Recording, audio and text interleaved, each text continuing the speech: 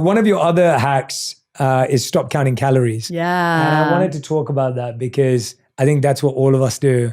And again, the recommended 2,000 for women and 2,500 for men seems to be like such a big figure that we focus our whole diet plans on and lives on. I love this question. Do you know, Jay, how people used to measure the amount of calories in a food? No, I don't know. Okay. So if they wanted to measure the amount of calories in a donut, here's what they used to do. They would put the donut in a little box.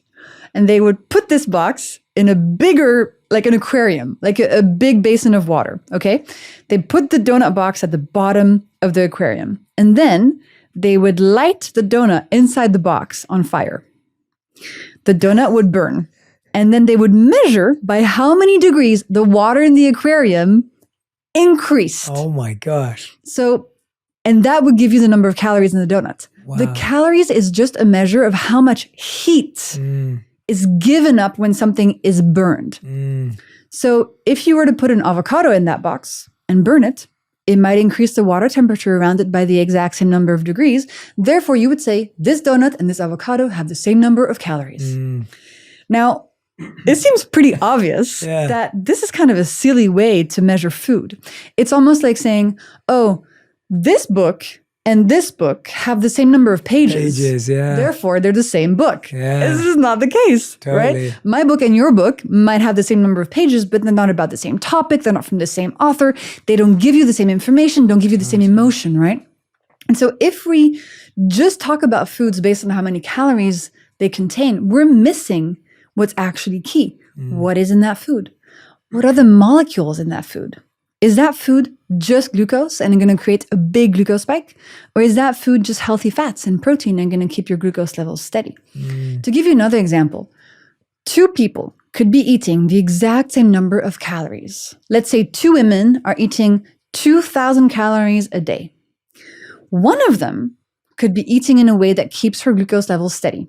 Feel great, energy, functioning mitochondria, clear brain, going after her dreams, girl boss, whatever.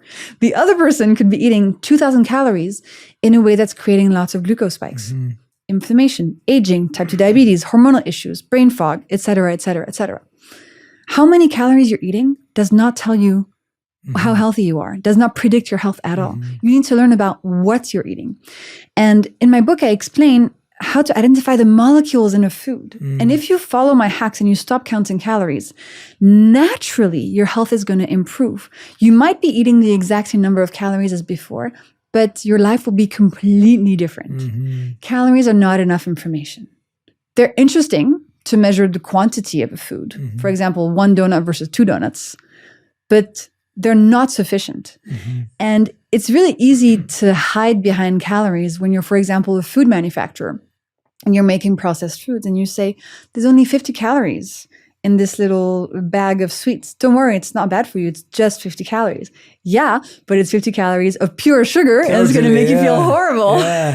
So calories are not enough. We need to evolve past this. I want to teach people what is in their food. I want to make every single one of my readers a food detective.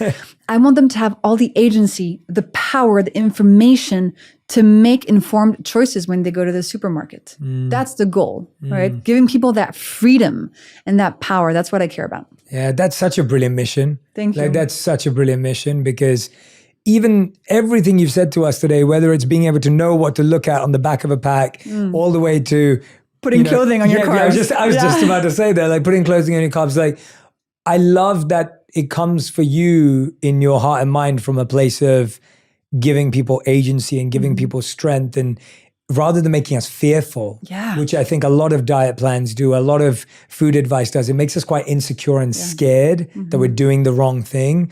Whereas when I'm talking to you, I feel a sense of like enthusiasm and confidence. Good. I know what to do. Good. And that's so fulfilling. Like, it fills you with so much enthusiasm and energy to feel like, yes, I am in control. You are of in how I'm going to control. feel and what I'm going to eat. You are, and the information is there. And I just want to apologize to all the people who've been manipulated by food marketing, diet culture. That stuff stop. It can stop. If you get this information, this will stop. And the thing that breaks my heart the most, Jay, and I think this is what motivates me to do this work, is when I meet somebody who has a medical condition like type 2 diabetes, and everybody wants to make the right choices. Everybody wants to be healthier. But because of the manipulation and all the misleading information about food, they're eating in a way that they think and they hope is good for them, but is actually making them sicker. And that's what I want to stop. I want to insert this information and this science in those situations and turn it all around for people. Yeah, I love that. I love that.